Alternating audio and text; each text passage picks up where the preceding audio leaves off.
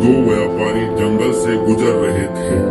एक जोहरी था और दूसरा लोहे का व्यापारी। दोनों के पास एक एक गधे थे। जोहरी के गधे की पीठ रेशम के कपड़े से ढकी थी और वह कीमती स्वर्ण आभूषण और हीरे जवाहरातों से भरे 2 थैले अपनी पीठ पर लादे हुए था। वहीं लोहे के व्यापारी के गधे की पीठ पर साधारण कपड़ा था और वह लोहे के 2 थैले अपनी पीठ पर लादे हुए था। जोहरी के गधे को इस बात का घमंड था कि वह स्वर्ण आभूषण और हीरे जवाहरात लाद कर ले जा रहा है।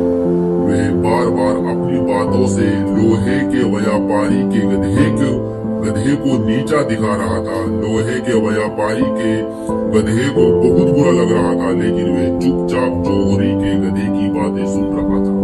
अचानक डाकुओं ने उन्हें घेर लिया। डाकुओं को देखते ही दोनों व्यापारी डर के मारे अपने अपने गधों को छोड़कर भाग गए। डाकू गधों की पीठ पर लदे सामान देखकर खुश हो गए।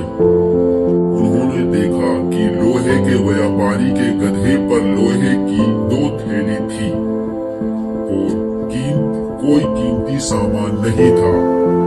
कोई कीमती सामान न देखकर उन्होंने लोहे के व्यापारी के गधे को छोड़ दिया। जोहरी के गधे की पीठ पर कीमती सामान था। उन्होंने उसे पकड़ लिया और उसकी पीठ से कीमती सामान निकालने लगे। गधा जब भी विरोध करता वे लाठी से उसकी खूब पिटाई करते।